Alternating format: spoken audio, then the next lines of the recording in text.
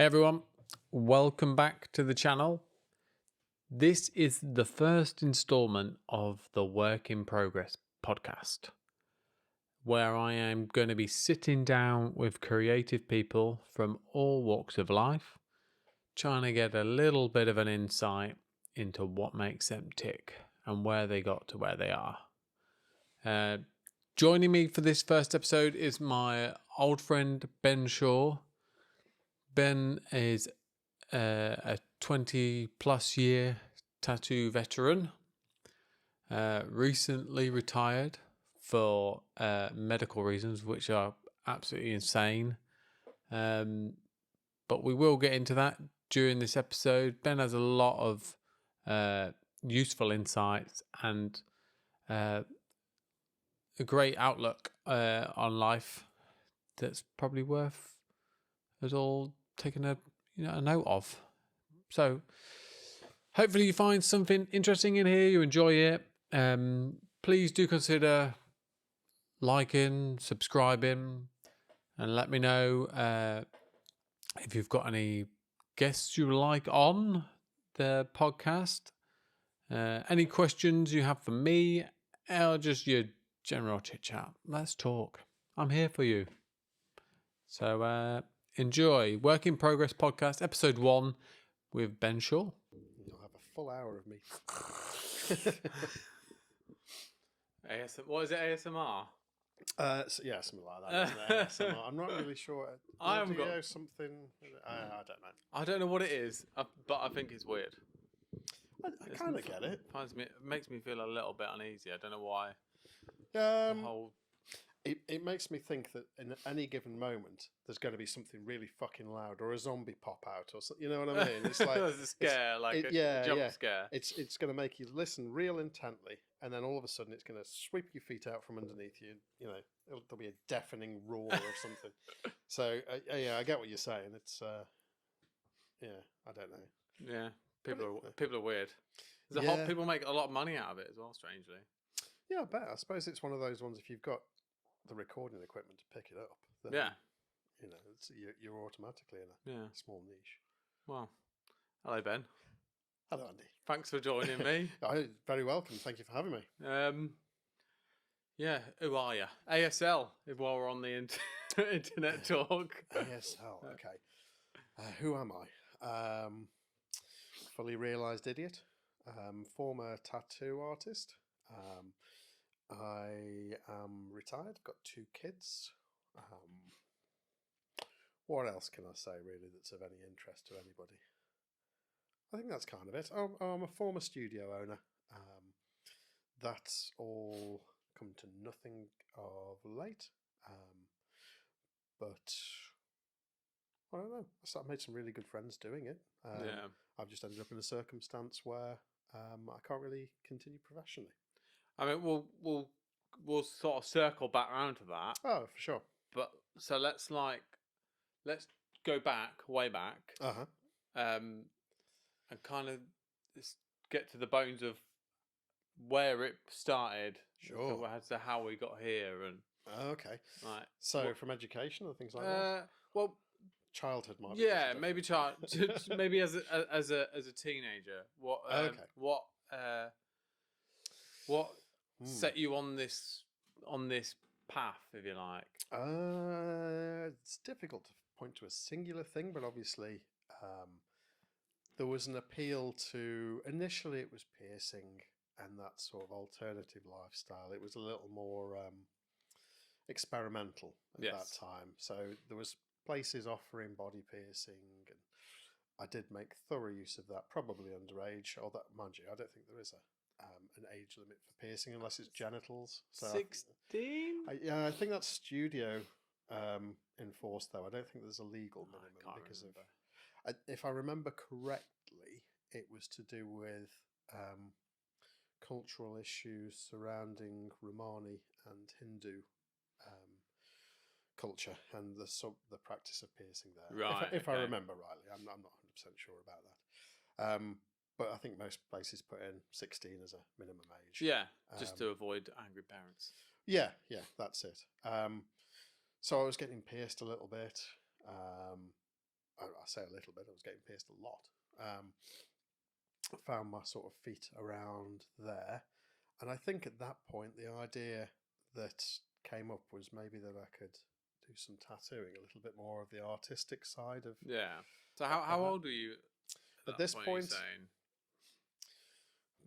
This would have been at the beginning of college, so Yeah.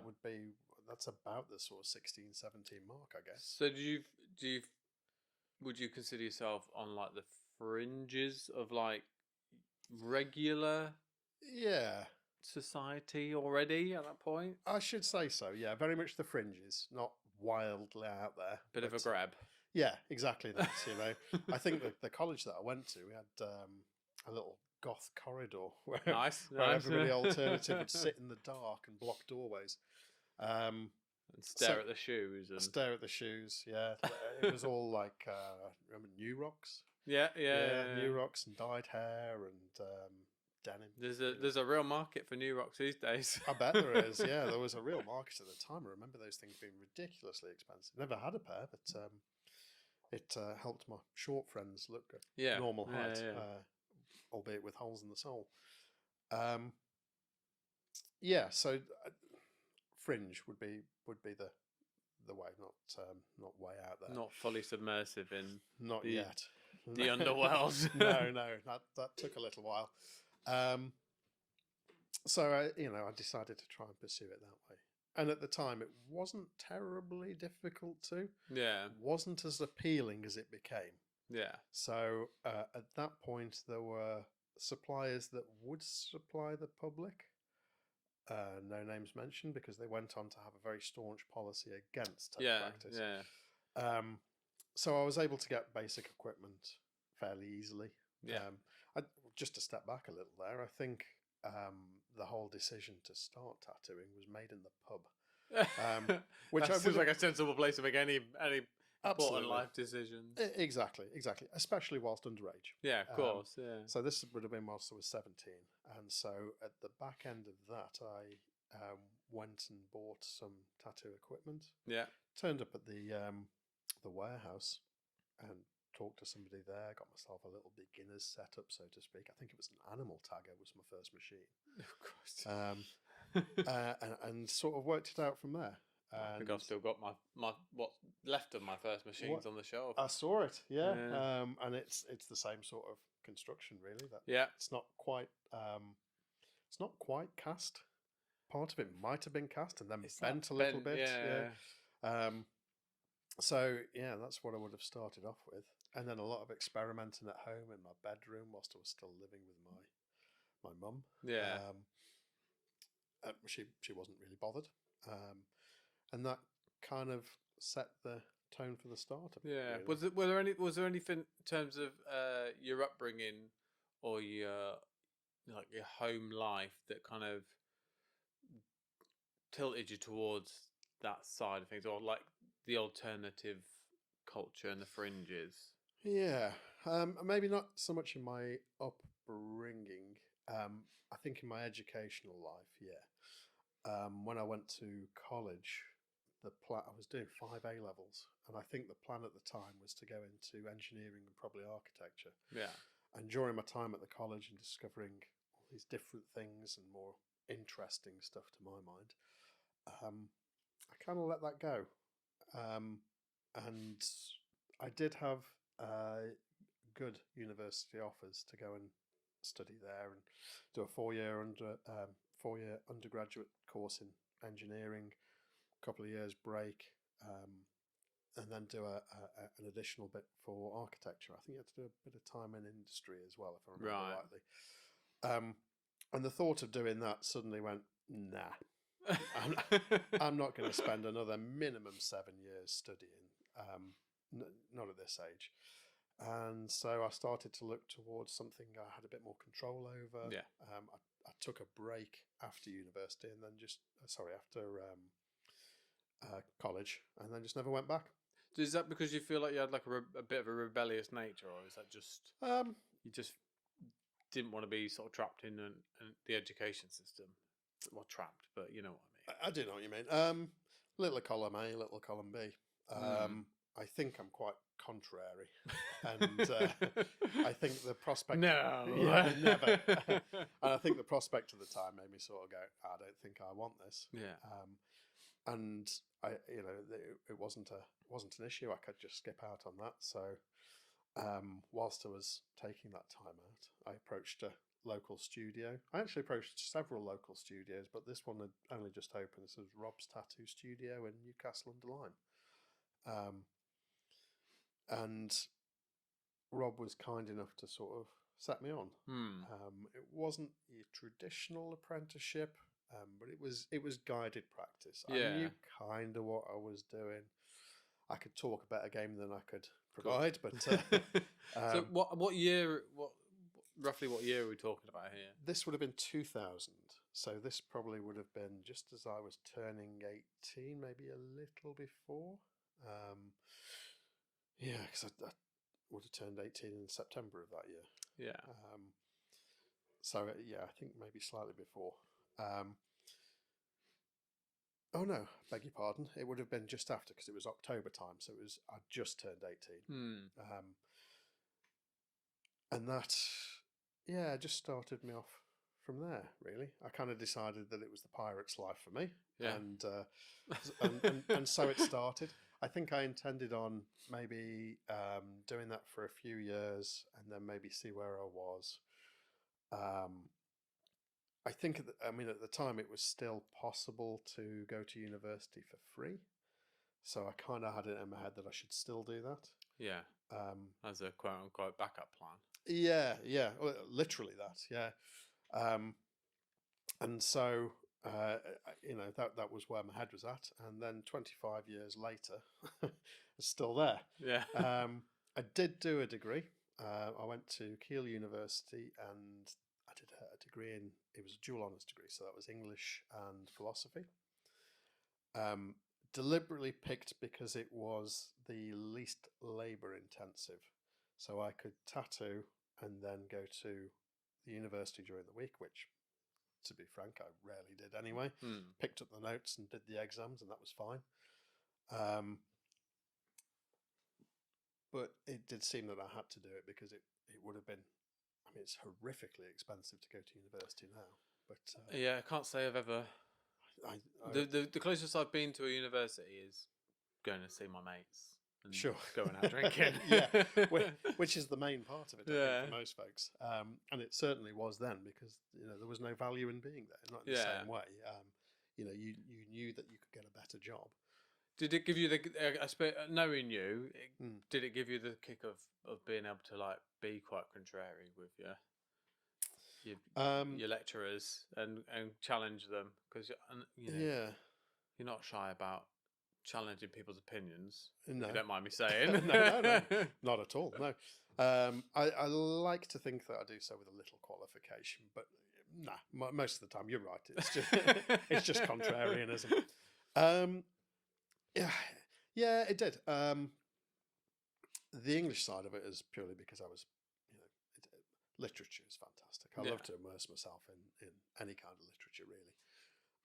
So that was a no-brainer. The philosophy side was purely because it had to be dual honours. Right. Okay. I had a vague understanding of what philosophy would entail. I'd read a bit of Jung, a little bit of Aristotle. I got the broad overview of the bigger names, as it were.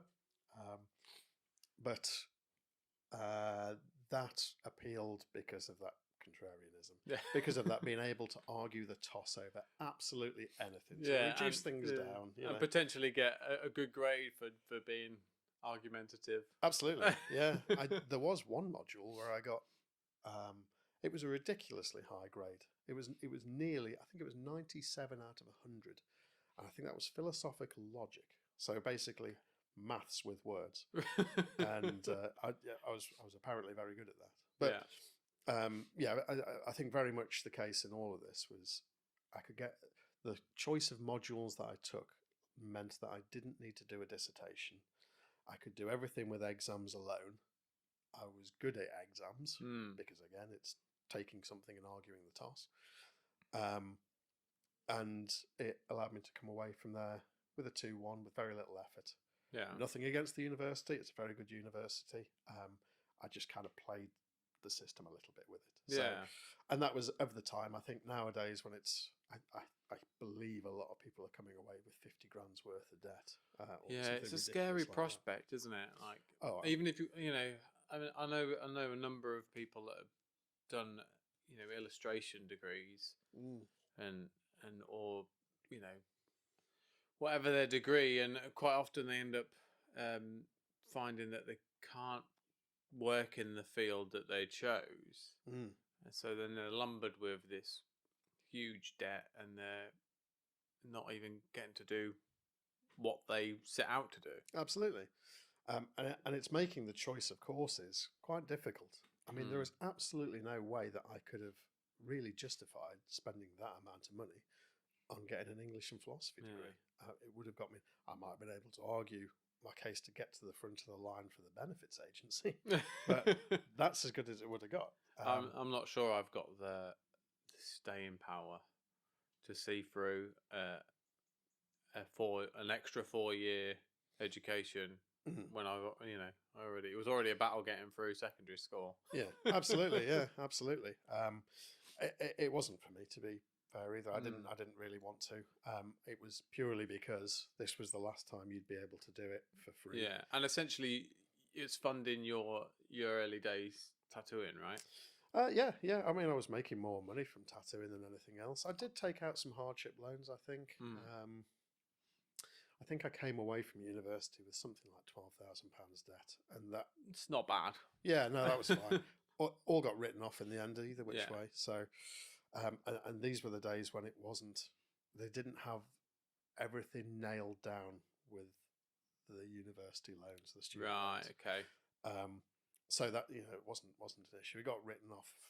I barely paid anything back on it anyway, and then it got written off when I hit 40 or something. So while you're at uni, you're in the early stages of tattooing, or is it like you're fully fledged by the time you finished uni? No, I had it in my head that I needed to have at least 3 years experience before moving on. Okay. I think that was to do with looking at the job adverts in Skin Deep at the time. Oh, Christ. You remember? Yeah. So they used to have the job adverts, Yeah. and we've made jokes about this many a time, but it was minimum 3 years experience, Yeah. no drink, no drugs. So like literally every tattooer of that era. It's like, fuck, well, that's me out. Yeah, exactly that. Can you imagine going, oh shit, no, I've got a drink problem. No, I can't go for that. Damn it, I definitely got a drink problem. I mean, I think we have to be careful about the D word. Yeah, for sure. In terms of YouTube, but absolutely. I think in that era, the sort of late 90s, early 2000s, it's still rife. The professionalism wasn't quite there, should we say? Yeah, it's definitely absolutely. more of a pirate vibe. Yeah, for sure.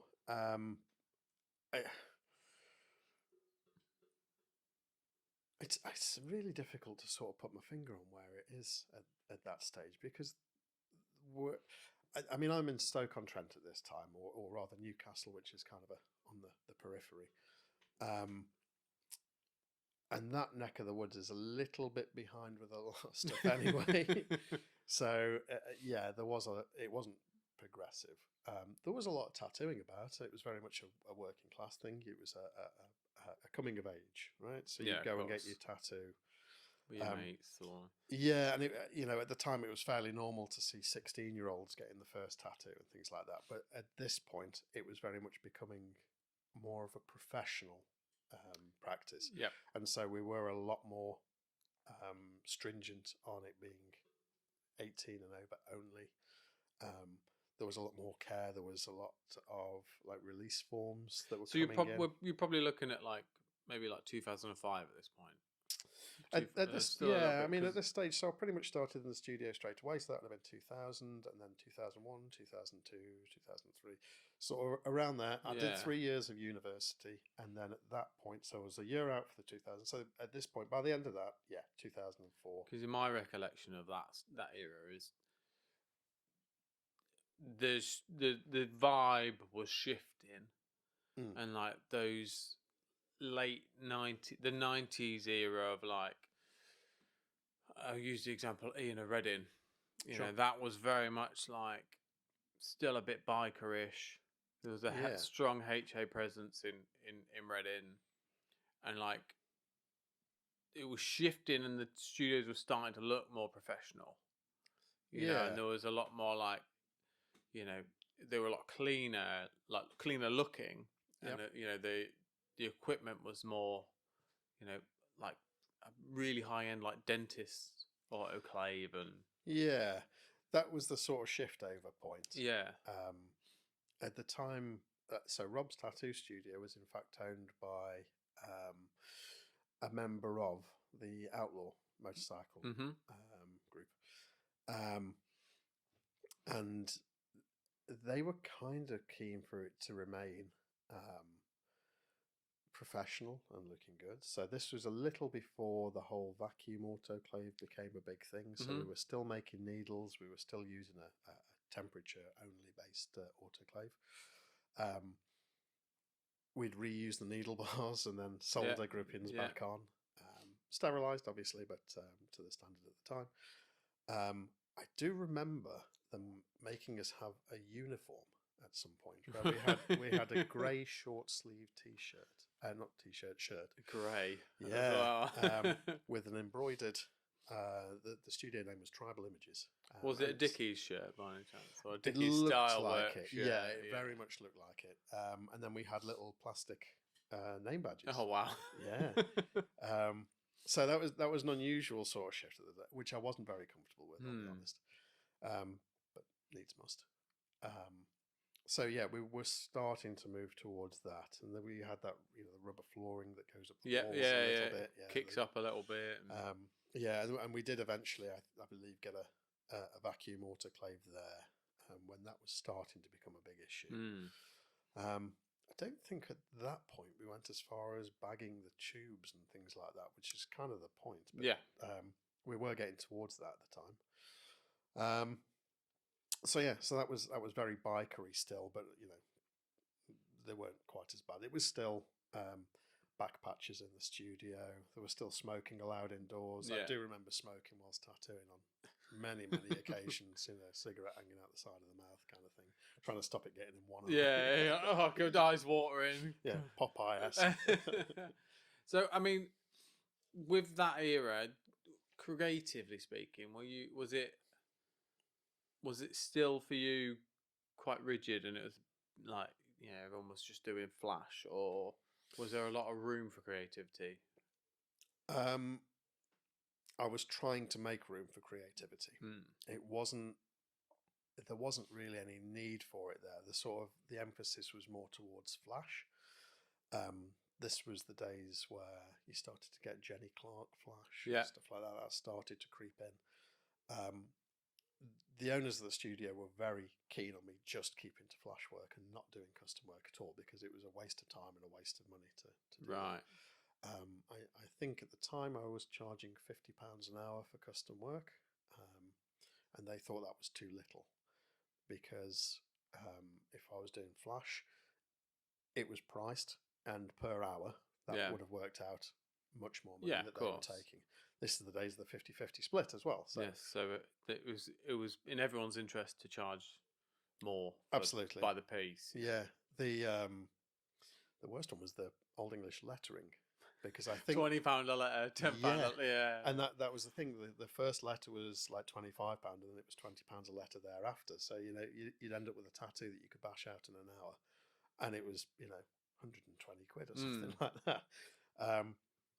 So yeah, it was very money based then. I'm not going to suggest that there was any money laundering that I was party to, but I know that was a big thing at the time. Yeah, that whole era.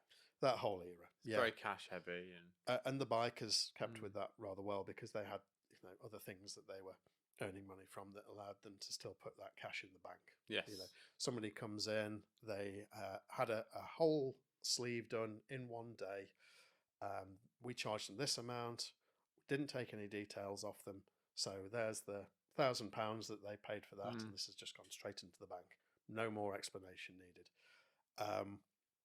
And that obviously gave way a little bit later on once the Inland Revenue established that they knew what tattooing Yes. was. Yeah. And I think that's the point at which it started to die off on the biker front as well. Well, I had a first-hand experience of the Inland Revenue catching up with tattoo studios when I was in Reading, what was Ian of Reading's at the time, which was a well-established studio, in that region, not just that town. And three people in suits walked in, asked to speak to Mr. I can't remember what his surname was. Asked to speak to him, and then took him off he wasn't there. They were frantically phoning him. He came in, took him off into the back room, and basically told everyone that they had to leave and they were shutting the shop. Right, little prohibition notice straight on there. Yeah. Well, that was it. You know? And I think at that point, people were claiming for all sorts. They were buying. They were buying things like bottles of whiskey, and then passing it off as being an essential tool for the trade. And the reason for that is because they took an empty bottle of Jack Daniels and they'd fill it with Dettol. So for all intents and purposes, it looked like they were using whiskey, but so there was a lot of slightly dodgy stuff going on. But like I say, pirate's life. It was a bit more open. It was a bit more free. There wasn't as many. It certainly wasn't a mainstream thing yet. So how did you manage that creative side then? As you're trying to like push the custom stuff, the custom work, and there's pushback from the studio owners, like how did you navigate that? Were you just sort of dug your heels in and kept to it, or did you have to kind of play both sides a little? Well, I had to play both sides a little. I'd take a bollocking every now and again. Shall I redo that as well? I'd get a telling off every now and again. No, bollocking's fine. Is that right? Okay. So I'd get a bollocking every now and again.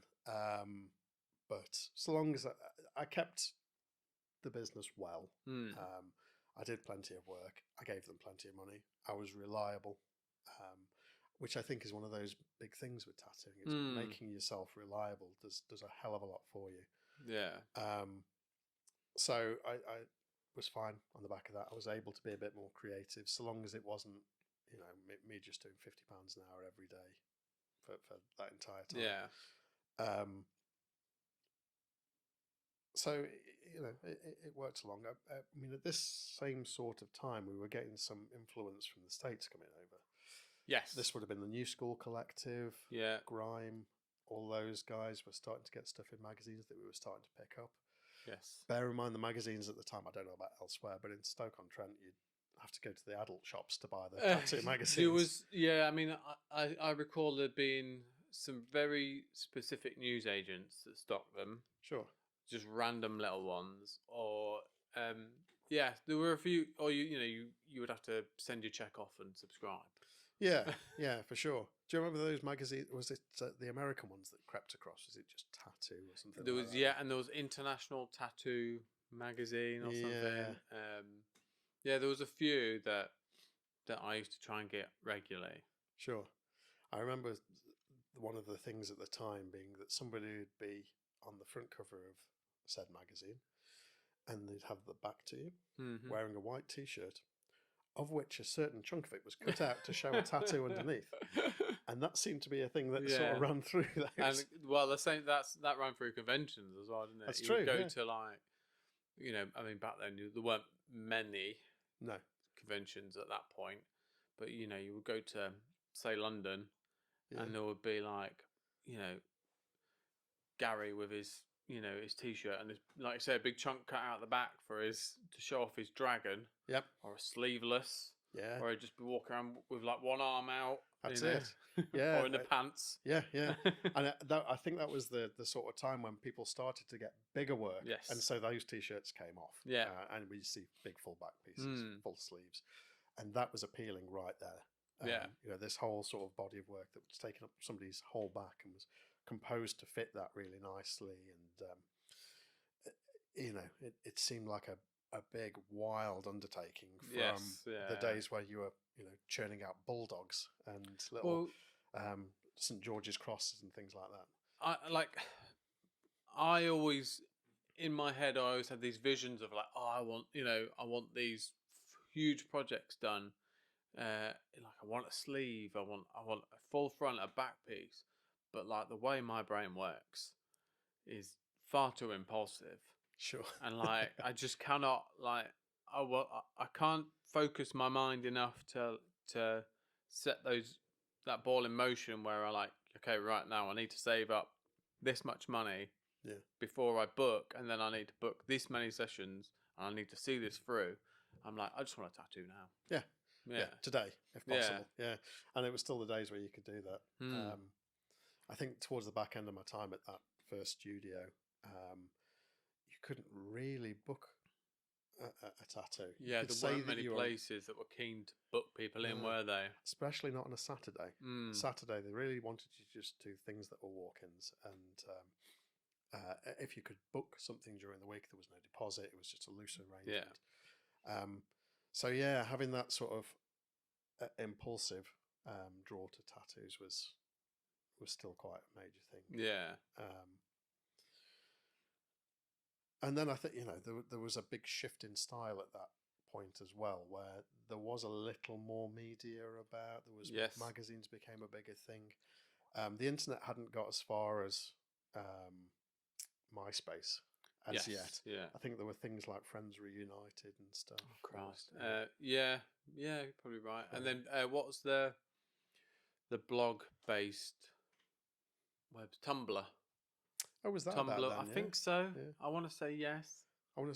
There was BME as well. Yeah. Body modification. Well, that was kind of, the go-to, wasn't it, for like more regular examples of what was going on. Yeah, absolutely. And I think you'd get basic piercings on there, and you were starting to get a lot more tattoos kind of creeping in. But that also encompassed the harder stuff. Yeah. Like the sort of... the dick dragons. Yeah, CBT and, sort of hanging yourself from the ceiling with hooks and things like that, which was, at that point, like really extreme. Now I know people that suspend on a pretty regular basis. Yeah, I mean, I've noticed. I talk about it quite a lot with my clients. Is when they're like, have you tattooed anything really weird or I'm like, well, I don't really tattoo anything weird. Like, you get the odd person, but it used to be. It was predominantly odd people, odd individuals. Because it was a bit more of subversive culture, and certainly a bit more niche. Absolutely. When people give me that question now, it's usually a joke response. It's usually, oh yeah, tattooed your wife's name on a guy the other week. Yeah. That kind of thing. Or, I mean, a lot of it is that the more regular stuff is kind of weird. I don't know why somebody would get the same tattoo as somebody else and want So that kind of thing I'd take as weird. The idea of a frog smoking a bong and in a mushroom background. It's brilliant. Fine. Yeah. Sign me up. Yeah. All good. Yeah. It's I'd rather do that than a Google lion.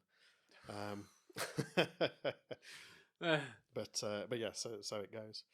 I remember everybody having winged heart chest pieces at some point as well. There was always a tattoo trope. There was a real trend. Well, there's always like these shifts in styles, isn't there? Like, I mean, probably when we're talking about like the early 2000s, there was a big biomech thing going on, wasn't it? Late 90s, early 2000s. That was very popular. Yeah, Aaron Kane, Guy Aitchison, and then latterly like Ron Earhart. Yeah, there was. That was kind of shifting from the tribal side of it. So it was keeping the same flow patterns as the tribal, and that still appealed. It was colourful. There was a lot of interesting stuff going on there, but it never really did much in this country. I think there was a level of draftsmanship required that just wasn't existent in tattooing here. So it kind of bottomed out fairly quick. Did you so? Because from my memory, you had a phase where you were quite into biomech. Is that right? Yeah, that's right. What was that early custom stuff? What did it look like? What, my early biomech custom stuff? Well, just generally your early custom stuff when you were trying to push it. Horrific, frankly. I had a lot of learning to do. I did enjoy art. I enjoyed pencil art mainly, sort of being able to draw portraits and all that kind of stuff. And there was a shift from there. So I think when there was tattooing, I was suddenly forced to think about colour theory. And that wasn't something that there was a lot of knowledge in the industry about. Yes. So I had to pursue that separately. So the whole ideas of the colour wheel were new to me. And that gave me a rough idea of what colours to pick and why. Didn't give me a great idea of value. Yes. Or we talk about saturation in colour theory, where it's how strong the colour is, how vibrant. But saturation in tattooing means something else. Yeah. And so that got a little confusing. Yeah. I forget the term that I'd use now for it.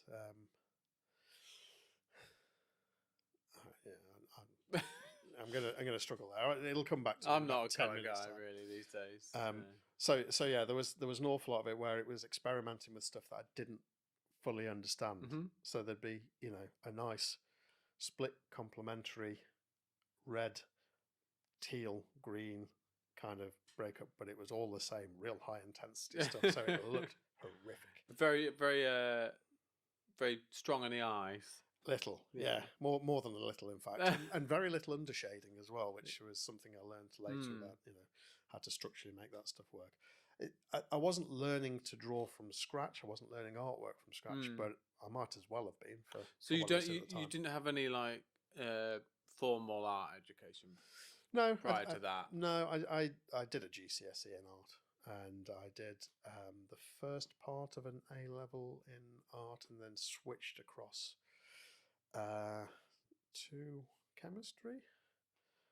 Seems like a logical. Yeah, I think I sort of went all in on the architectural side of things. So I think initially I was doing mathematics with engineering, physics, English literature, art, and general studies, and then I switched the art out about halfway through to escape that. I think a lot of art education at the time, even in colleges, was parents of students, and they didn't have that same level of education that you'd expect now from an art teacher. Yeah, I think I started briefly in art. Yeah. A level. Yeah. Or whatever it was, AS level, and I found it super irritating. Yeah. And there was a lot of it was probably my own my own mentality, should we say? And like lack of patience and that impulsivity. Yes. And this is useless. I'm out. Yeah. Well, a big one for me was whilst I was trying to learn oil painting, and I'd sat myself down and got some oil paints, and I was asking the art teacher about it, and they had absolutely no clue. They didn't know about mediums. They didn't know about mixing colours. They had no idea what liquid was. And so I'm not learning anything. Yeah. I'm just being taught to appreciate art, which I was already capable You can kind of do that. Yeah. You don't need someone to tell you how to appreciate something. Absolutely. So my art education was poor. Yeah. And I think it was latterly formed. I've had a conversation with somebody recently about this. Is that I own a lot of art instructional books. I've got all the Andrew Loomis stuff.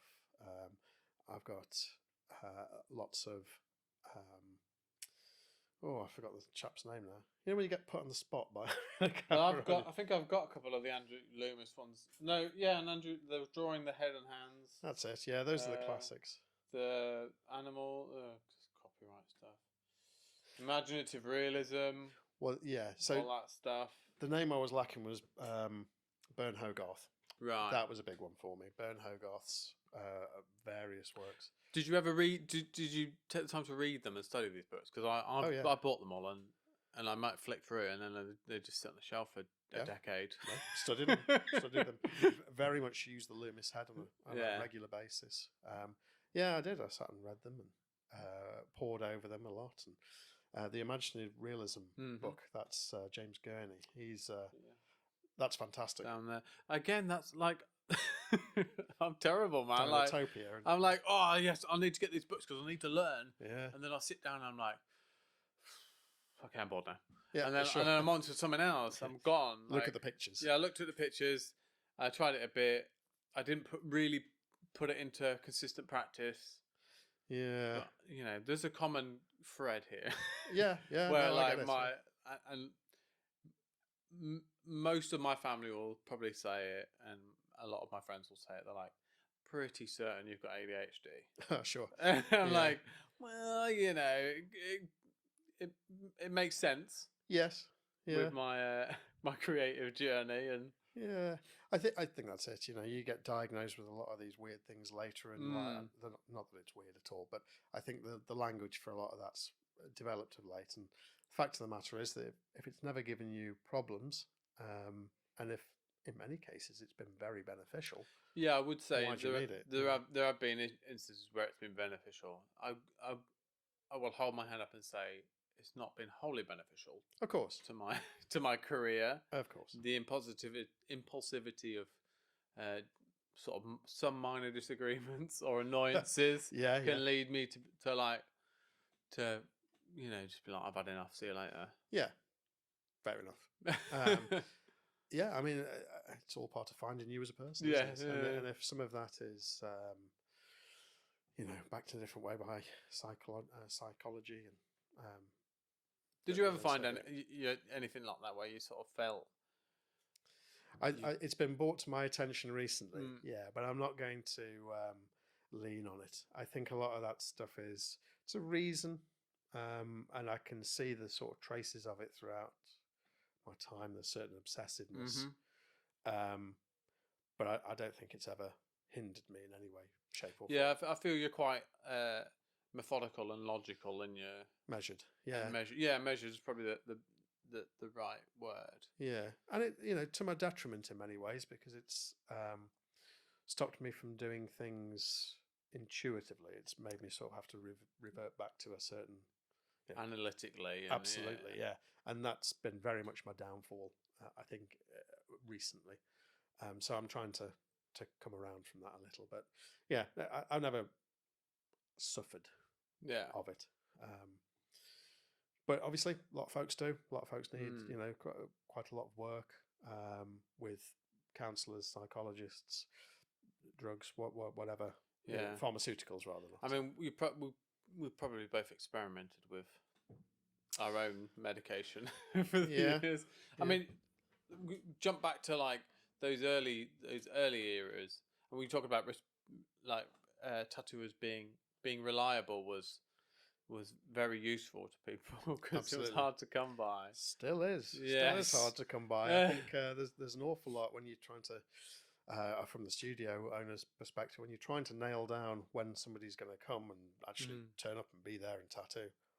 You can't know 3 hours before. Yeah. You know, you've got to kind of make plans for it. And I mean, I like to think when I did work at your studio, I was reliable. Yeah, you were reliable. Yeah, I mean, even at that point, I didn't need you to be reliable because it was a lot more sort of basis on, you know, it's your space. Yeah, you're renting that, so long as that's paid for, it's fine. Yeah. I know it was different to Octopus, where that wasn't really my setup. Really, we were working from what Jerry and Sylve set up in the first place, and I think that was a little clumsy, but I learned my lessons from that. Yeah, you know, when I had a bit more to do with it. I do think reliability is a major part of it. You know, people have got to know that when you say you're going to be there, you're going to be there. You know, you've got to take some time off. You've got to, you know, think about yourself as a whole. You can't, you know, just tattoo all the time and not expect to get burnt out. Yeah. You know, you've just got to be there. You've got to be reliable. You've got to be the object, the tattooist object. Yeah. Yes, you're transcendent enough to be your own personal human being and go and do whatever you like at whatever point. But for your client base and for your studio, you've got to be the tattoo object. So would you say that's would you say that's a problem at the like in this era of tattooing, that people aren't? Yeah, it's always been a case. Haven't really sort of grasped the fact that it's a business and it needs to be a business despite being creative. Yeah, and I've never liked the fact that it had become a business, but unfortunately, I'm not one of these people that would say that it's not an industry, it's a craft. That's true, it can be a craft, but unfortunately, because now money is the controlling factor in a lot of it, you have unfortunately got to concede that it's an industry. It depends. It depends on what you want. If you want a good living out of it and you want to be able to pay for a mortgage, if you want to be able to pay for, the increasingly expensive rents, then yeah, this is stuff that you have got to take into account. I think a lot of tattooists undercharge for what they do. If you look at, what is it currently, the sort of UK wide average wage being 35,000 a year. Is that it? Is that what the average is? And I'm not sure how many tattooists hit that. Yeah. It's something that it's down to the individuals as to how much they want to take out and all the rest of it. And I think the lower your costs of being, the more creative you can be, and that's fine. Yes. But that's apart from the tattoo industry, so to speak. You can choose to be a big part of the industry and make a lot of money and do whatever you need to promote that, or you can step aside. Did you ever feel like you needed to be a big part of it, or? Yeah, I did, and I don't now. And I think retrospectively, I was entirely wrong in my thinking. I wanted to be able to not be known as part of the industry. That never really appealed to me. But to be able to make a good living and to have it as something I could rely on, and I'd maybe be able to retire and focus more on artwork, focus more on family, focus more on what I wanted to do. So I'd take on stuff that I wasn't necessarily artistically engaged in because of that. But it was a means to an end. So yeah, I think I was involved in the industry side of it for a good while. Like I say, I regret that now. I think I would have been better if I was a little bit more staunch in my heading towards something that I wanted to do rather than felt I had to. Yeah, I think I would probably agree with that. I certainly fell into the trap of, like, because the tattooers I looked up to and admire within, like, the sort of black and grey world of, people like Mr. Cartoon and, Jose Lopez and these sort of almost larger than life characters. Yeah. That, they're tattooing like rappers and movie stars, and they're like traveling around the world, and they're charging like, tens of thousands for their work. Yeah. And then their names on everything. They're Yes. so they're like, you're like, oh well, that's what I should be aspiring to be as a, in terms of my career. But then also in complete contrast to that, once I had a kid, I was like, oh, actually, no, I'm not really interested in that. Yeah. And it feels like a constant battle for me, like between needing to sort of to prove myself, but also being like content with the fact that I earn a steady living, I'm comfortable, I'm happy. My work-life balance is pretty decent. Yeah. I feel like constantly in like those are at loggerheads. Yeah, I could definitely see that. I mean, that balance is super important. I can't remember who said it now, but there was a tattooist who basically said that he chose tattooing over everything else. So he was sacrificing having a family, he was sacrificing having a life outside of tattooing, but that gave him the drive and means to really take it as far as he could. And I think that's the way that you've got to look at it. Yeah, I mean, I would probably say I've noticed those from probably, I guess, my age bracket or my contemporaries or whatever, the ones that have really sort of gone to that next level, they don't have families.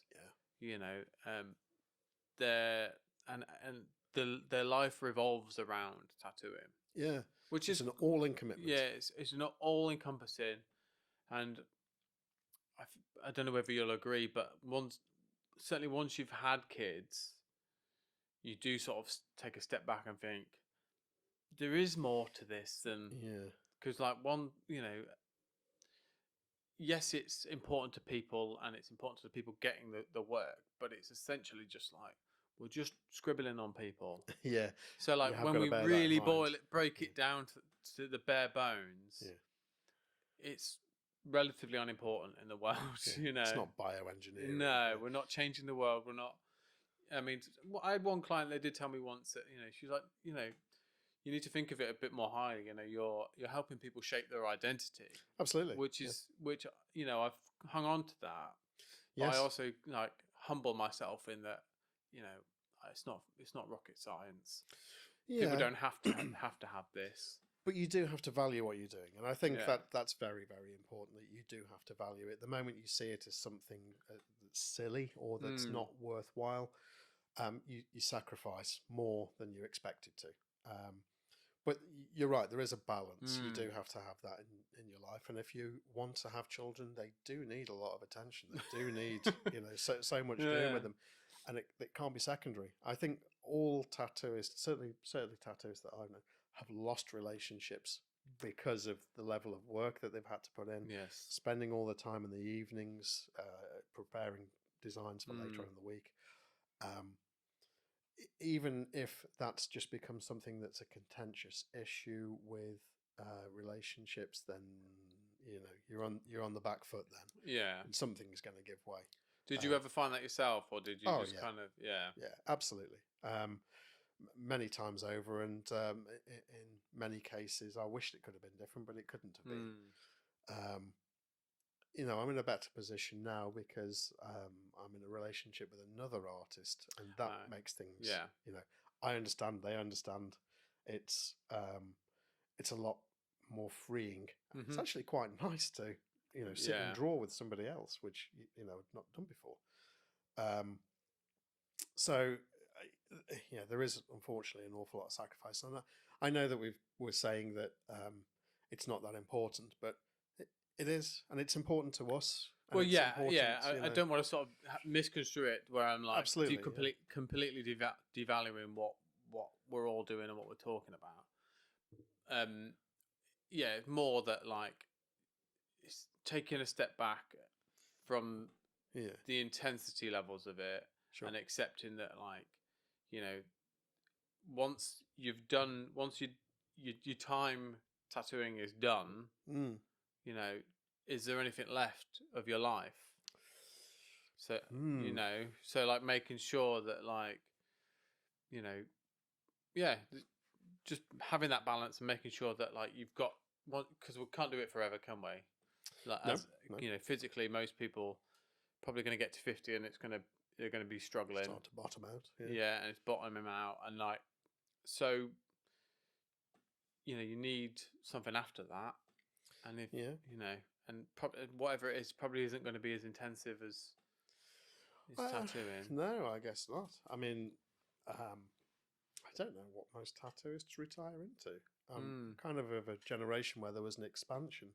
So the people that were owning studios at the time, I don't know what's happened to them. Yeah, they've kind of like sort of fizzled off into the sunset almost. Well, maybe. Yeah, I mean, obviously at the time, a lot of them were bikers, and they belonged to those big clubs. Yes. And I worked for the two major clubs in the UK, or members of. I didn't work for the clubs. I worked for members of those clubs. And they have a very different way of living out their lives. Yes. So I'm not sure whether they've maybe retired into more or deeper levels of involvement with their clubs. Maybe. Yeah, or maybe that money's sort of gone more legitimate routes. Yeah. Oh, it certainly has. Yeah. It's a very different world, I think, for they probably have to be, don't they? Clubs, It's not quite so easy to be nefarious with your financial. No. Well, you can still be nefarious. So I'm sure it's just changed in terms of what nefarious is. Yeah, I don't know. I mean, a lot of the sort of expansion that happened in the mid 2000s to late 2000s, where there was, everybody was taking on multiple apprentices, Yes. basically for free labor. Mm-hmm. And there was a lot of people that came through that, fantastic artists that came through that. The level of tattooing shot up. Yes. But it has meant that there's a lot of tattooists, and most of them aren't club members. It's Mm-hmm. going to be a different thing. I'm not sure how they're going to retire. Yeah. I do wonder about this sort of current younger generation. Like, unless they're sort of probably a bit more business savvy and a bit more content savvy, and Maybe. but, I mean, the content thing's an interesting one because that shifts so constantly. If I look from the beginning of my tattooing, when there wasn't really anything, there might have been BME. Maybe posted some stuff on BME. Certainly didn't post anything on Friends Reunited. And then there was MySpace, where you could set up with a little bit of coding experience. yes, but basic, wasn't it? You Super could copy basic and paste HTML. your code in, and you could put music on there and things like that. And then there was Facebook, which is still massive. yeah. Strange how that one's stood the test of time. Yeah, I think it hit a generation and stuck. I think that was the first one that really stuck. And so people have grown up with that and kept with it. And then there was Instagram, and that's hit a generation, and that's grown up with that. And now we've got TikTok. Kids are on Snapchat. Did Snapchat kind of come and go? I don't really. I'm not really abreast of it anymore. I'm not entirely sure, but I do believe it's still pretty and it's prevalent. It's a little different now with the introduction of new things. So there's Blue Sky and Cara at the moment. No idea. Yeah, and I think that's the thing. Now we're past that level. Yeah. And so I think people are now keeping to tried and true until it fails to be true. I think a lot of people are sort of pivoting back to their own websites with their own blogs, which makes sense. And mailing lists. Yeah. Like curating your own mailing list and absolutely getting rid of censorship, getting rid of algorithms, but then you've still got to get that content seen by somebody. So we're going to have to use some algorithmic platform to drive people to those websites. But once they're there, let's try and get them on a newsletter. Let's everything's funnel into a newsletter.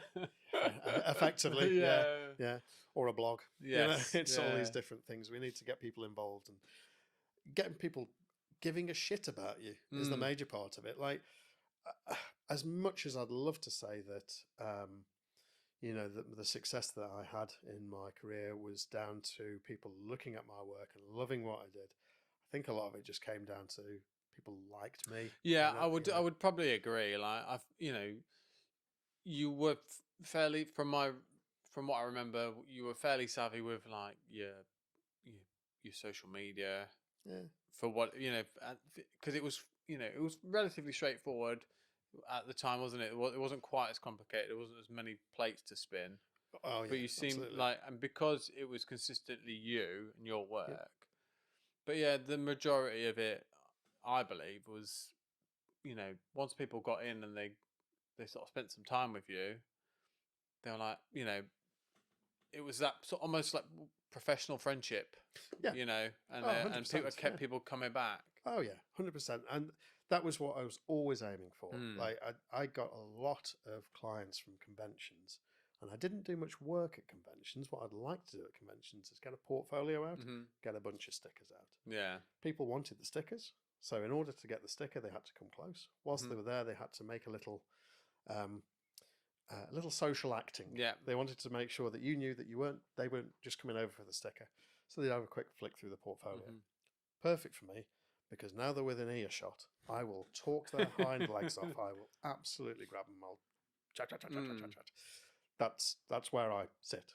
And very able to talk to strangers and engage with people. And so that's where, if not all, most of my work came from. And then once you've got people, then you'll get friends of theirs coming through. I also did a lot of large scale work as well. So, you did get a little bit more intimate with the awe factor as well of people seeing that out and about, maybe. Yeah. So we had the both. It's like I was spending a lot of time with people, so they were more engaged with it, and then the larger work that people sort of would see and go a bit like, "Oh, Jesus Christ!" So that was a big part of it. And I think I've got reasonable, or I had a reasonable social media following. I think at one stage I got above some silly level of followers, and it's dropped off now for obvious reasons. So I did a bit with that, but I wasn't terribly engaged with it. I wasn't great at getting back to direct messages, emails, direct messages. So if you were to, because you've had a few different iterations of like being a shop owner, like if you were to start now with all the information you have now, back to say like when you became an owner in Octopus, like how would you do it differently? Do you think? Never have a partner is number one, because it's always an issue. I can agree with that. Do it on your own. Yeah, absolutely. The absolute perfect setup I had, and I gave up, and I shouldn't have given it up. It was against my gut to do so. It seemed, this is what I was saying about having an analytical mind. The analytical mind said, do it, you can make this work. The gut mind went, don't do this. And I should have listened to the gut. The perfect setup for me was a small, low rent studio, just a small office. Yeah. Just me. It wasn't expensive. I sub £500 a month. I had to do my own grabbing with social media, but by this point I'd already had nearly 20 years experience at that stage. So I had a lot of clients. Yes. A lot of people follow me around. I hadn't moved around the country a lot, but there was enough that was local. I should never have got rid of that. That was perfect. Like low, it's going back to what would have been the case when I started. Low overheads, not a big showy premises. Keep it so it's all on you, and that was perfect. So I think the whole private studio thing, I know I was relatively early to that in Nottingham. Probably, yeah, I would say so. Yeah, I'm not sure if I was the first, but I think maybe there was one other. Yeah, but that was on a much larger scale, wasn't it? Yeah, absolutely. He who shall not be named. Oh, right. Is it like that? Is it? Yeah, I nearly blurted it out as well. Who is a fantastic tattooist. I'm not going to knock that, but if you've issues, then that's fine. Yeah, so that private studio setup really did work for me. I'm not sure it would work for everyone. I think you do need to have a good client base straight off the bat. Yeah. Because although you're not paying much, the problem is that you still need to be busy. And if you're not busy, you get lazy. If you get lazy, then it's going to be more difficult going forward, and so on and so forth. This is that whole the absorption of yourself into that tattoo world and being a big part of it, wanting to make things work. But yeah, a private studio for me was perfect. Yeah. I think the only thing I would have done differently is I might have got more involved in the local art scene. I was getting myself involved in everybody else's tattoo studios anyway, just because I can't help it. But yeah, that was the perfect setup for me.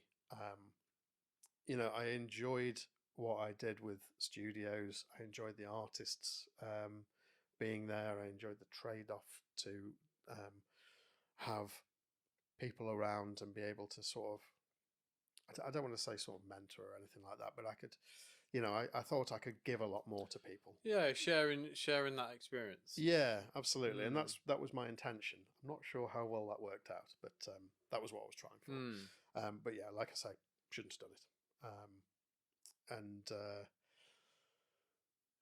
Yeah, I think I'm not going to knock that back, because I do have some really good friends out of it. I have people that were incredible for me,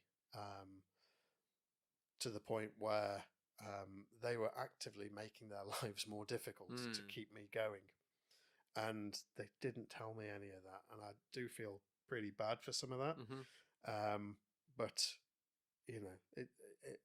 I keep those people in my life, obviously. Yeah. So, I suppose that brings us round to why you don't have a shop anymore, or why you're not tattooing. Not actively tattooing. Yeah. Well, so the day one of opening Death Ray Tattoo was we'd spent a little bit of a while getting ready for it and getting it all prepped, and we weren't fully finished, but it was day one. Mm-hmm. All the rest. I'd been having headaches and vision problems when I was standing up, which I'd put down to having like maybe a blood pressure problem. I'm a big lad, and every time I stood up, I was getting a headache. My vision was going. I had a real weird thing where my vision would split. You know, like if you go cross-eyed and you see it go, but it was vertically. Right. So it's if one eye was looking up, one eye was looking down. Mental. Yeah. I mean, I'm thinking about that in my head. I'm like envisaging my legs walking over here and my body's over here. Yeah. Like, yeah. Instead of it crossing like that, it was crossing that way. So I think that was a weird one. I had people looking at my eyes when that happened to see if like one eye was going up, one eye was going down. Apparently not. The headaches would floor me for a little bit sometimes. Every time I got out of a car, I'd just go and have to sit down again, and then I'd try again at getting up. So something was going wrong. I thought it was probably a blood pressure issue. Turns out it wasn't. Day one of Death Ray, I was starting off a big Fuda Mayo piece on a chap's stomach, grey lining it all in. And I was listening to some Queens of the Stone Age, a little speaker that I had nearby me. And it got to the end of a track, and the music carried on. So it was getting increasingly loud.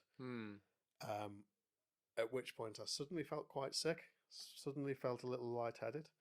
I managed to get my tattoo machine down. Yeah, and save the important stuff, obviously. Yeah, exactly. Yeah. And I managed to get one glove most of the way off, and then I dropped. And so it was I don't know how you describe it. It was a fit. Basically, I had a seizure. I didn't lose consciousness. I didn't soil myself or wet myself, which is great. I did remain conscious, but that felled me, and I nobody really knew what to do at that point. So once I got up, I was like, right, I'm not sure I should finish this tattoo. We'll leave that there, and we'll come back to it. Let me just sit and work out. So went and sat down. People were attending to me. During that time, I had a few further seizures, but they were just straightforward absence seizures. From my perspective, it was, well, you've been drunk, and you've carried on about your way, but you've no memory of it. Yes. Basically the same thing, apart from it was going in and out. Right. So I'd be sat there and somebody would be in front of me, and then they weren't there. And then there'd be people over on the other side of the room, and then again. And it would have all changed round. And so I was just having like after seizures, essentially. I mean, quite disorientating. Yeah, very strange. With all that going on. Absolutely. Kind of felt a lot lighter for it. It wasn't too bad afterwards. So, 111 was called. That quickly became, we're sending an ambulance. Ambulance to the hospital, the normal waiting times at hospitals, but then CT scan basically showed up that I had a tumour. A fairly major brain tumour, and one that was considered to be quite problematic. Yeah. So that was where we sat then. They discharged me. How long were you in hospital for? A couple of days, I think. I don't really recall, to be perfectly honest with you. Were you kind of lucid while you were there? Or? Yeah, I remember a bit. I didn't respond well to whatever indicator they used in the CT scan. So I had little seizures whilst I was there that were absent, which is, some of them were a bit like, what do you call it, like night terrors? Where I forget, the word's gone. Lucid. No, I can't remember. Yeah. that will come back to me almost instantaneously the moment I carry on. Sleep paralysis. There we go. Christ. Okay. Yeah. So I had sleep paralysis. During that time, I was in the corridor, unable to move, able to visualize it, and just scream. Terrifying for anybody. just to bring myself out and trying to get some help or attention. Oh, so you sort of you recognised you needed to do something to like bring yourself myself out of it. Yeah, I was lucid. But it was paralysis. It wasn't a dream. And I was unable to do so. So kind that of like kept locked in. Yeah, very much so. Syndrome. Yeah, exactly that. So I had that happen for a little while. I don't really know. I must have been in there overnight at very least. And then I was released, or discharged rather, maybe a day later, maybe a couple of days later. Don't really know. And then had to go back for further testing. So the testing was essentially MRI, trying to work out the sort of extent of it. And they then called me in and said, okay, well, we need to do some further tests. You need to have a biopsy. But you have a translobal astrocytoma that's infiltrative and diffused. None of which made any sense to me. I can imagine we'll just sitting like having someone relay that information to you. It doesn't.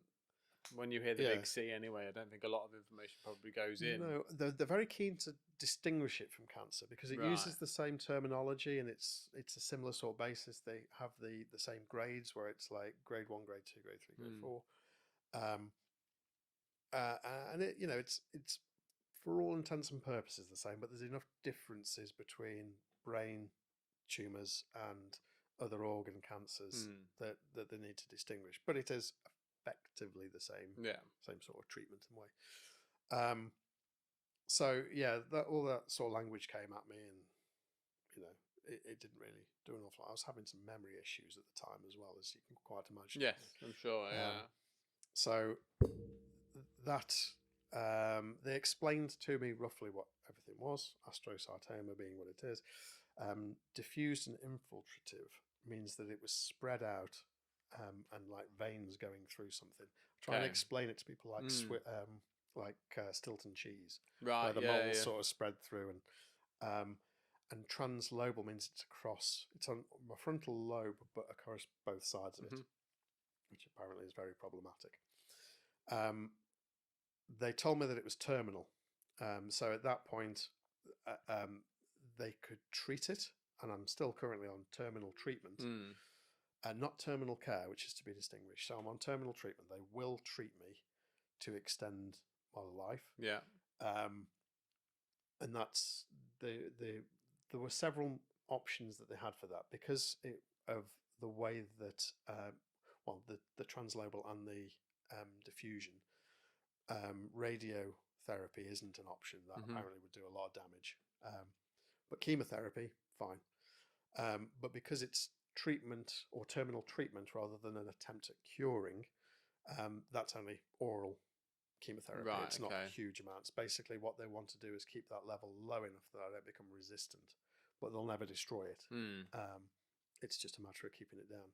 So at this stage, it's all grade 2 for anybody that's knows anybody that's suffered with cancer. That's not too bad. Yeah, the prognosis is relatively good. Yeah, it wasn't great at the time. The prognosis, they wouldn't give me a prognosis, but at the time they were they would err on the lower side for obvious reasons. But they couldn't give me a prognosis. And so the idea was that I'd have an oral chemotherapy, as low a dose as it can. The idea being that I'd be able to hit it several times. There will be a drug resistance as time goes on. So the less I can take, the better, so long as it does something. So that was that. I went in and had a biopsy, for which they drilled a hole in my skull, which is quite cool. I've still got a hole up there. Went in there, took a little sample. I was a few days in hospital recovering from that. And then started me on medication. Well, they started me on anti-seizure medication first, and then I went on to chemotherapy for 6 months after that. That's awful. Yeah. Chemotherapy is not fun. Yeah, I can't imagine it's the most enjoyable experience. No, it's not at all. And obviously mine, it was pretty low dosage. It wasn't too bad. I wasn't getting that intense experience where they take you in and for me it's just 5 days of taking pills and feeling sick and pretty mopey. But my experience would have been about as mild as you can get from chemotherapy, and that was awful. So God knows how other people manage it. It's awful. And then all the antiemetics.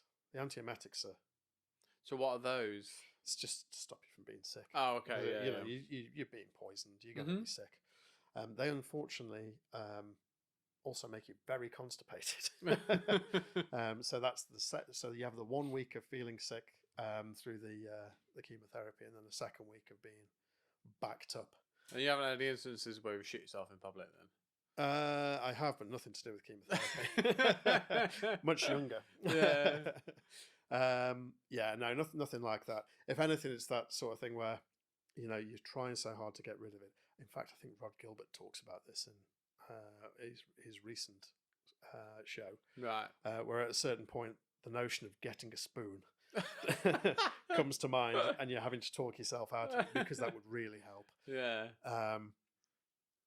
So you get that. That's the second week. And then it's the same next month. So you get 2 weeks off, and then back and doing another little jaunt. Fortunately for me, it was only 6 months. Yeah. Fortunately for me, it was also very successful. Yeah. Like more so than they expected it to be successful, which I think goes for the age at which I'm being treated for it. I think it just made it a little easier. So how are things looking now? What's as good as they can be? I think with the chemotherapy shrunk the tumour quite substantially, and it turns out unusually that it still is shrinking. Okay. So this is good. I've been having MRI scans every 3 months.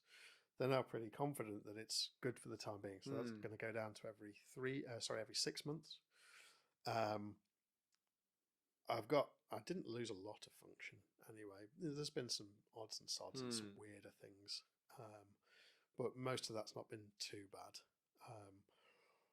So I'm relatively stable at the moment. But still really unable to tattoo because of the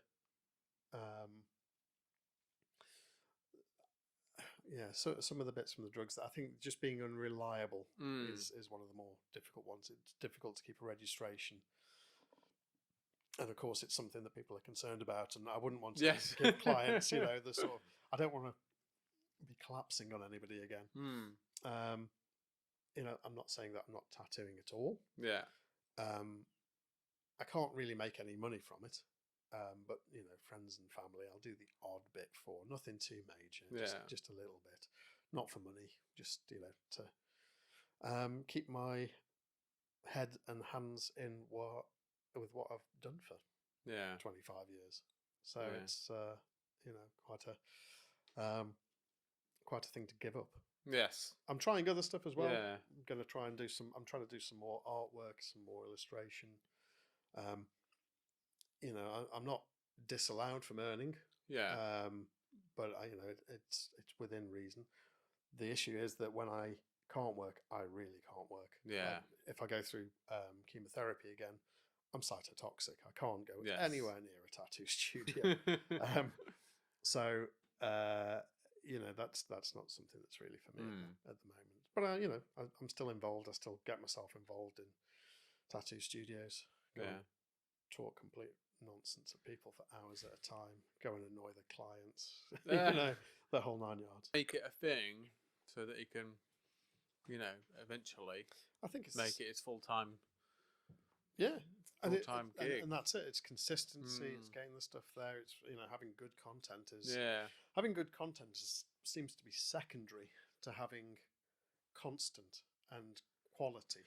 Yeah, well, I mean, obviously, I did a bit of a dive on it, and at the minute, the way YouTube's working is everyone reckons it's kind of on easy mode, so people aren't bothered about quality. Like they don't want some like really intricate like cuts and like cinematic B-roll. They're not bothered about that. Sure, yeah. They just want like the information, as long as they can see it and hear it clearly. Yeah. That's the main thing, and they want the info. Well, that makes sense. Yeah, and they're kind of pushing smaller channels. Yeah. But, I mean, it kind of circling back around a bit, there's kind of, what you were saying earlier about going around studios and trying to sort of share a bit of your knowledge. There's a huge element of that for myself with this, like valuing what I've acquired over the last 18 years. Yeah. To like try and share that a bit. Absolutely. Yeah. And sort of perhaps, at some stage be nice for it to be an extra little revenue stream. Yeah. Which is always good. Yeah, I mean, extra revenue is, in an increasingly unstable marketplace for work generally. I think, unfortunately, we're heading towards this thing where, you've got to have multiple jobs. You've got to have multiple sources of income. Gone are the days where the milkman can go to work at 4 a.m. and come back at 10 and have a wife and 2 children that don't need to do anything. It's not just tattooing, it's everybody. It's everything, yeah. I think tattooing is just a bit vulnerable to that. Certainly at the moment. Yeah, and has been for some time, I think. There have been points where it could have changed significantly for tattooing, but it didn't. There was a lot of resistance to change and qualifications and stuff like that. Some of it right. Habeas should never have got involved. But at that stage, when there was the need for a qualification and they were looking at making it college level, it wasn't them asking, it was them telling. So nobody really then stepped up and did anything about it. Nobody wanted to be seen as the person to lead tattooing down that road. Absolutely, but it's coming, and I wouldn't be surprised if there's already some starter, pre-apprenticeship kind of college courses on the go. I mean, I think there's probably some value in, like, before you go down that road, having some hygiene qualification, first aid, rough idea of sterilisation and what's acceptable. Because there's a lot of blind leading the blind, isn't there? Oh, incredible! Like, especially at this point. Tattoo, the hygiene in tattoo studio. Do you remember? I mean, everything had to be vacuum autoclaved, whether if it was hollow, absolutely had to be. And now it's shifted back, and the emphasis now is, if you can, keep it in Milton for for half an hour, that's good enough. Yeah, you're keeping it covered with plastic the rest of the time. It's fine. But yeah, it's softened a lot. Yeah. I mean, is that good? Is that bad? Who knows? But certainly, just having a good background with first aid and sterilisation and how to stop infection, good practices. Being able to do the clean hand, dirty hand, having clean surface, dirty surface, disposal, all that kind of stuff. Yeah, you do still come across people now that that maybe been tattooing for 10 years that don't grasp that simple concept of clean and dirty hand. And it might have just been something that was missed, or it might have been something that at this stage that their mentors didn't know about. Yeah. And I think sort of keeping up with a lot of that and going to different studios, it gives you the opportunity to be proven wrong as well, which is very important. I think I said I'm a fully realised, fully grown idiot, and it's the amount of times that I find out that I'm completely wrong about stuff, or a lot of the ideas that I have are outdated, or there's a lot of things where I'm just wrong, and some of the presuppositions I had about what to do and what I was expected to do have been way out. So before we had our little toilet break, because we're both of slightly more mature age. That's right. Yeah. We're in age only. You started to talk about what what things look like for you now, like now that you've retired from tattooing as a full-time occupation? I don't know. Are you actively trying to be a freelance artist or like a freelance creative, or are you just kind of just being creative for creative sake and just being a delightful nuisance? A delightful nuisance. I like a delightful nuisance. Yeah, I think that's predominantly where I'm at the moment. A nuisance. I'd like to do it. To be honest, I mean, I'm perfectly coherent now, and I'm not really struggling with anything so long as I keep up with the anti-seizure medications, which have got a slight mood altering thing to them as well. But I'm used to that now. It's been fairly recently that I've got to this stage. Yeah, like within maybe the last 5 or 6 months. So more than a year after my last chemotherapy course, because obviously as that's been shrunk down, the tumour's been shrunk down. I've had to grow brain back. Yes.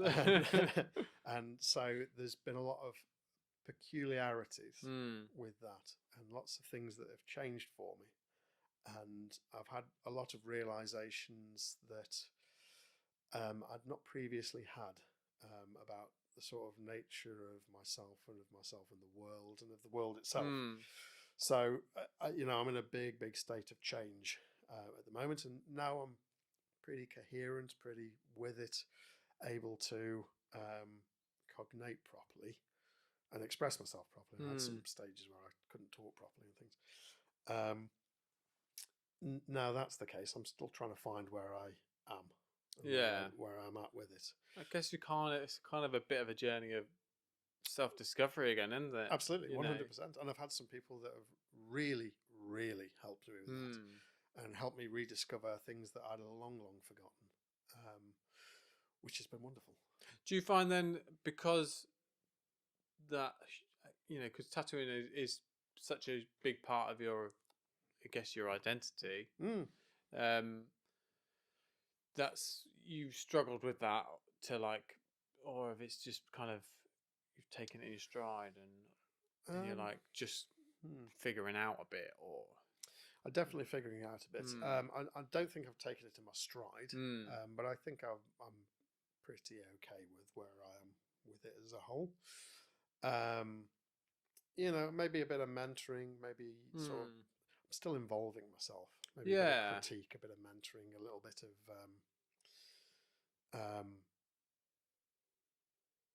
involvement. I think I'm still involved. Don't need to be, but I think I'm comfortable doing that. And, I don't want to. I said earlier about how I don't think that tattooing is unimportant at all. I don't think that it's something that's trivial. I think it's something that to the practitioners, maybe not to the world at large, but to its practitioners and to the people that get tattooed and do tattoos and enjoy tattooing one way, shape or form, it is important. And so I don't, to me it is still important. And I'd like to still be a part of that and still try and make it important and still sort of keep with that. Do you find that you're getting?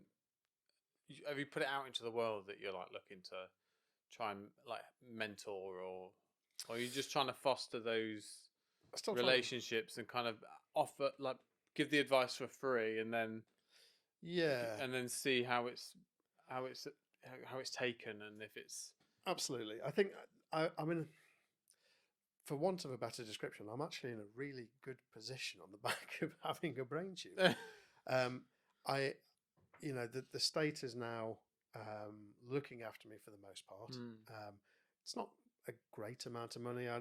All these people that sort of say there's benefits ground, it's not that fucking easy. Yeah, there's some hoops to jump through. Yeah, it's just not that easy to do. And if people are making their entire living off that, then they've had to do a lot. And if they don't need it, they've had to do a lot because I've got a legitimate condition that they still struggle to do anything with me. So nonetheless, I don't really need money, so I don't really want to make any kind of Mm. mentorship a commercial enterprise. Um, I'm quite happy just to be able to still be involved. Yeah. And obviously, if I started to make it a commercial enterprise, then I've got to start thinking about that Oh, reliability, yes. which I can't at the moment because things do go up and down. I Mm. will have to go through treatment again. I will have things that come up that are problematic. But whilst I'm able to, then I Yeah. shall, and I do, and I want to. So what do you think then? Probably your, I guess your key strengths then when it comes to knowledge and sharing it. My key strengths. Sounds like an interview, doesn't it? Like It does, a job yeah, interview. yeah. Like, What's so- your biggest weakness? Well, I like to answer things too, honestly. I like booger sugar. Yeah. I don't know what my key strengths are. I think I've been around it for a long time. I've been around the people a long time. Mm. I've seen the different ways that people have tried to do things. I've seen everything from how, I've been in studios where we had a lot of guest artists, and so I've seen some of the world's best color Mm. color realism tattooists, how they work and how they break things down, and what sort of patterns they get in that. I've got a good idea of process and what's good with healing and what isn't good with healing. I know how to do most things without it being a commercial enterprise because you're getting an awful lot now where there are hundreds of soaps Yes. and all having these Yes. different things. There's been during my time, there's been a massive commercialization of tattooing, and on the supply side as much as anything else. And there's a lot of people that don't know how to make needles or don't know how to appraise needles. Even, don't know the differences, don't know what works better for healing and what works better for the saturation. There's very few people that use standard taper needles anymore. They're not very easily available, to be fair. Which I think for colour packing is vital. But, different people try different things and it works for them and it might not work for me. But I can at least be, a touchstone for that. How do you feel about the commercialization of it? Is it something you rebelled against? Yeah, it's not what I got into it for. It's sad, but it's inevitable. The moment it became a growth industry and there was a lot more money in it, then that was always going to be the way it went. I think we mentioned earlier about it being the pirate's life, and you're trying to find something outside of society, and now it seems more like the Disney Pirates ride, and it's still fun, but it's a lot more sanitized. You're not fearing for your life on the ride now. No, there's certainly nobody breaking fingers, smashing glass, and all that kind of stuff. That's not there anymore. It's not the same, but it's irrelevant, really. Nothing's the same as it was. I find myself rebelling a little bit against the commercialization of it. Yeah. In sense of like, now I've stripped back to I'm buying Vaseline. Like I just Vaseline, like water and witch hazel. Yeah. And and black ink. Yeah. Not messing about with a £20 tub of cocoa butter. Yeah. There's on the skin and off the skin absolutely in seconds. Falls off the back of your hand. Yeah. I think people should be aware of vampires. I think there's an awful lot of companies that are solely there to take money off what's currently a popular enterprise. They see easy money to be made, and they're doing that. And I think it's the responsibility of tattooists, who are the consumers of these products, to be a bit more wary of it, a bit more mindful. I think that really goes for all commercial enterprise. Yes. Should we be buying food from supermarkets when there's perfectly good smaller outlets around? I think you could apply that very broadly, but we're a small enough community for that to be something where when somebody is spending a lot of money on I don't know, whatever the latest second skin, whatever the latest process butter, whatever the latest machine is, the latest iteration of a well-known brand's machine. Absolutely, you can't reinvent. He's reinventing the wheel, and when there are much cheaper alternatives that do exactly the same job. Yeah. And by the same token, not acquiescing to the knockoffs, the copycats, the people that have taken a patent and just ignored it and had it produced more cheaply and selling it on that way. There has to be some integrity to it. So it's not just cost; it's about supporting the right people as well. And supporting the well-meaning and supporting the ones that have. It's not just an exploitation. It's not just a quick means of making money. And I mean, there are advantages to things other than Vaseline. Yes. But not major ones. Yeah. Certainly not ones that require 6 times the price. Yeah. If you're supporting people that are making that and they're artists and they really have good intent, fine. Nothing wrong with that. I think there are the probably the issue there as well is, there might be seemingly well-intentioned people that aren't artists. Yeah. But they're quite quick to leverage artists and scale their businesses and charge those large amounts. Sure. Yeah. But that's a danger everywhere, Yeah. isn't it? I mean, you look at the number of products that basically through 3 or 4 companies end up as Nestle. It's just something that's a commonality. But we can try and be as well-intentioned as we can, irrespective of other people's intention. We can't know other people's intentions, but we can try for ourselves.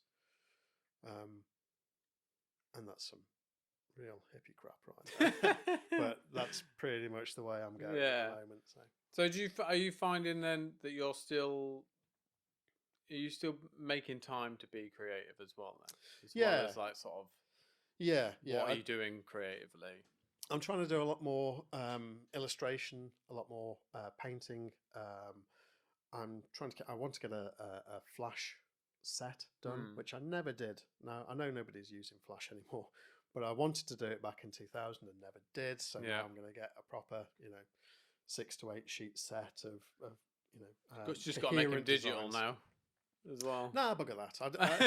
I didn't need to make them digital then. I don't need to make them digital now. I'd like to do it as more of a traditional medium, and I want to focus more on using traditional mediums.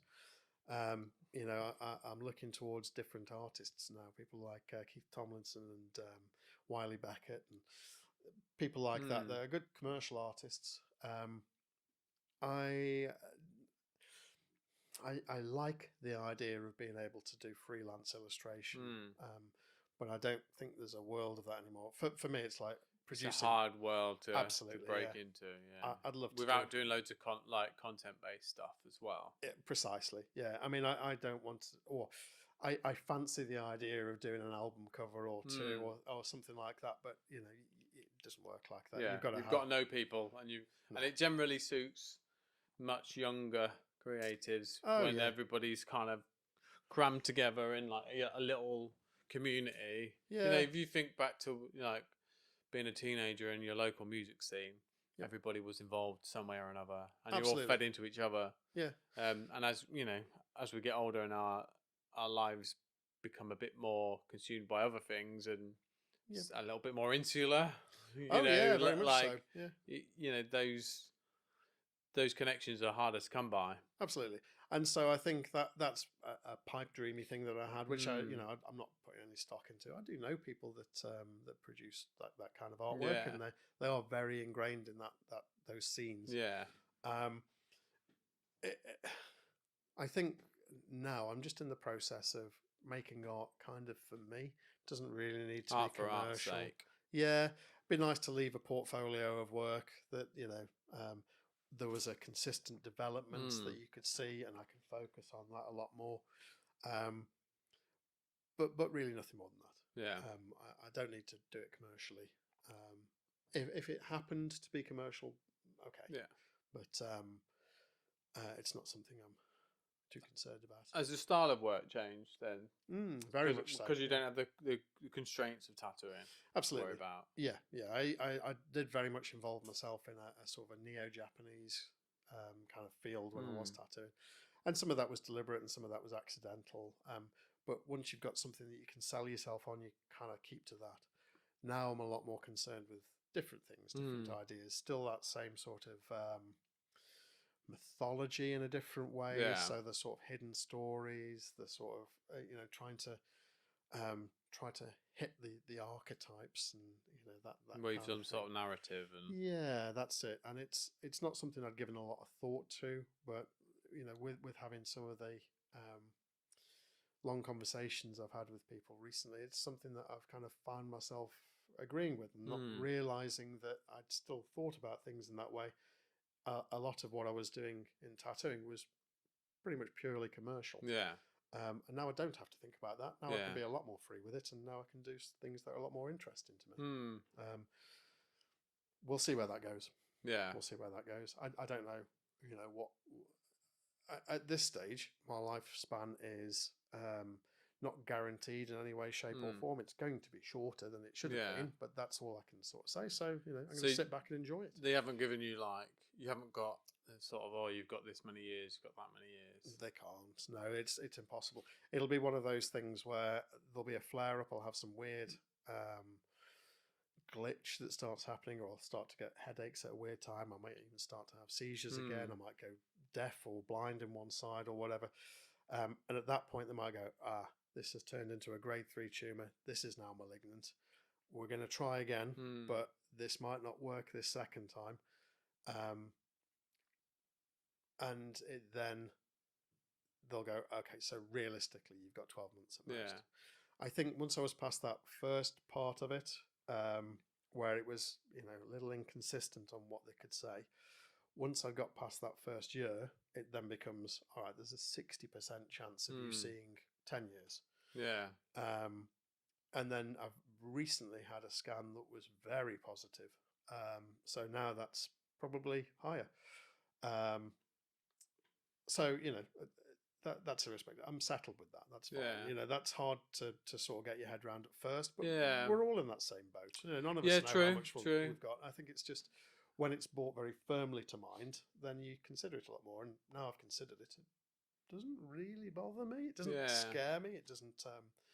It by the same token, it doesn't put a pressure on time, which it did at first. It was right. I've got to do everything that I wanted to. There's a bucket list of things. It's not.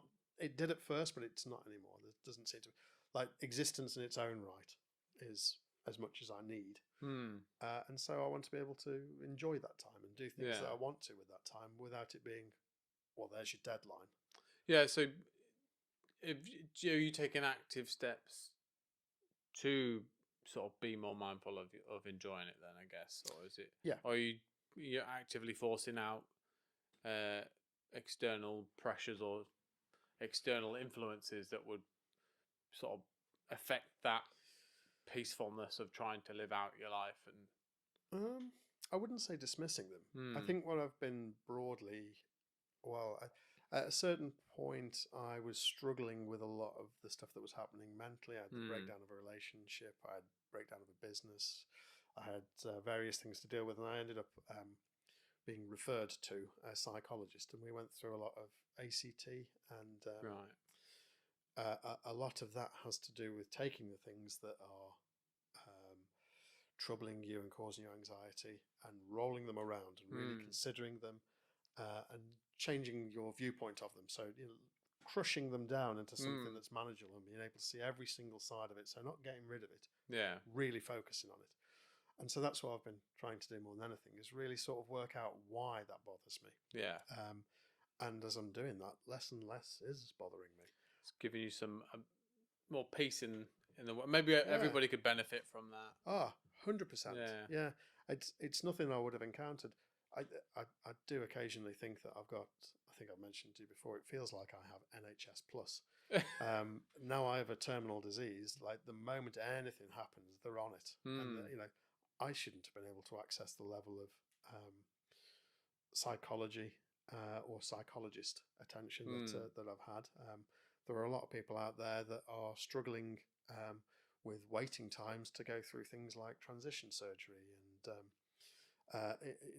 having trouble with medications that they're on, and a lot of this would be solved by having access to psychologists. And yet I'm able to, just because. I feel a little guilty for that. I shouldn't. And you know, it is a system. I'm not playing that system. This is just the way it happens to be.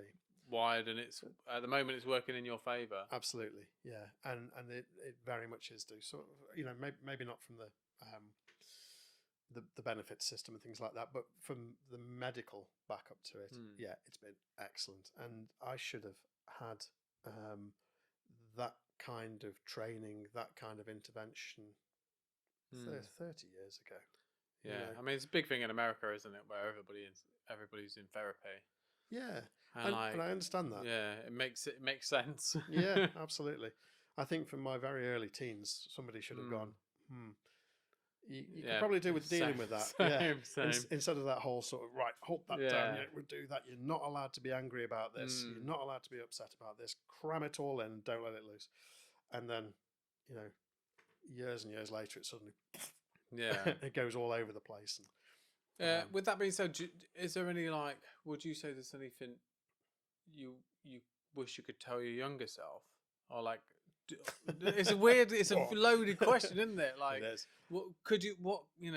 Is there any, like, really obvious things that you think, if only I'd known that when I was 18, or if I could have the opportunity to tell myself, my 18-year-old self, now what I know now. Trust yourself. Yeah. Trust yourself would be the major one. Don't try and do it because you think that you should. Do it because you feel that you want to. I think that's the major one. That would have made a very, very big difference in my life. And like I say, I've been reintroduced to things that I really missed by people that I've met recently, and that's that's been a really big change for me. And I think I should never have forgotten that stuff, but it just got put to the side because I had bigger things that I needed to do, and those things now are much bigger for me and should have been bigger throughout my entire life because I enjoy them, and it would have made a bigger difference to me in my outlook on things going all the way through. So if I'd have trusted myself and done what I wanted to do, then I think things would have been very different. Yeah. Do you think you'd still have spent 20 odd years tattooing?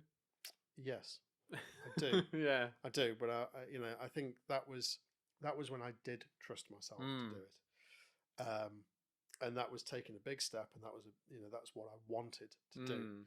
I didn't want to lose the other things that I was doing at the time, but I did. I wish I hadn't. Yeah. But yeah, nothing. We are only what we are because of what we've done. True. And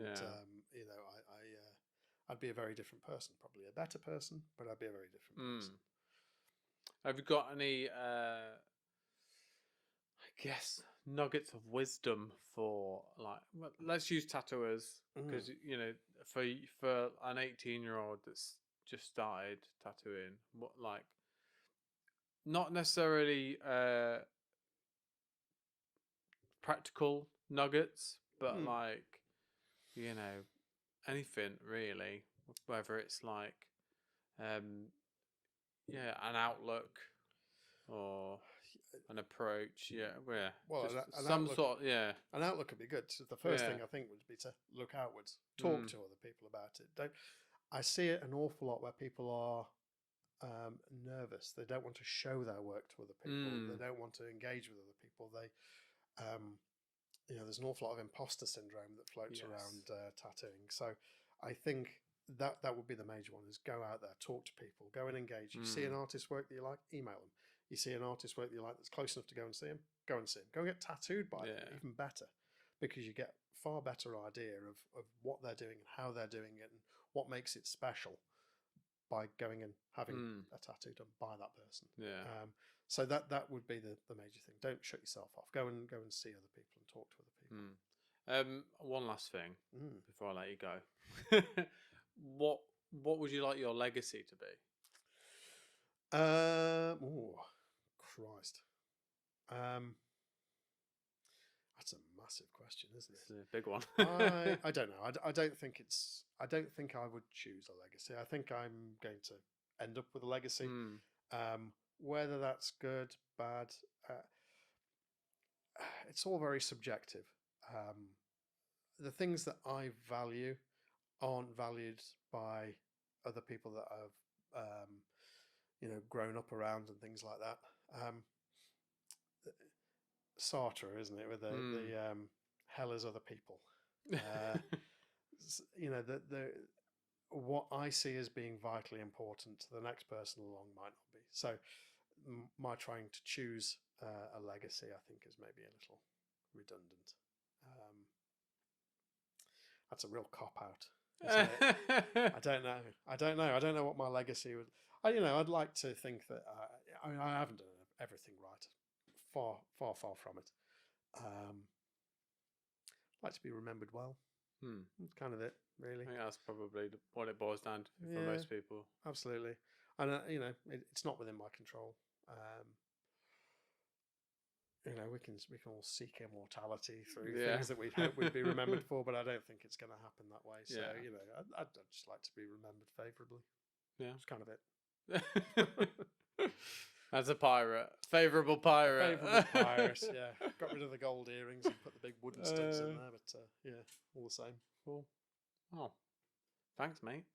Thanks for coming out to my little hideaway in the sticks. Oh, it's very much my pleasure. It's been lovely to come out here. It's something I should have done a long time ago. And it's nice for you to invite me out and have a good chat. Yeah, well, I hope that people find some value in some of the stuff we've had a goss about, but maybe we'll see. We'll get loads of abusive emails, I hope. No, that's fine. Yeah, no, I can cope with that. or negative comments, because it helps the algorithm, doesn't it? It's all engagement. Positive, negative, it's all engagement. Bring it on. Absolutely. Do you want to make some real hardcore political statements right now just to encourage that? No. All right, cool.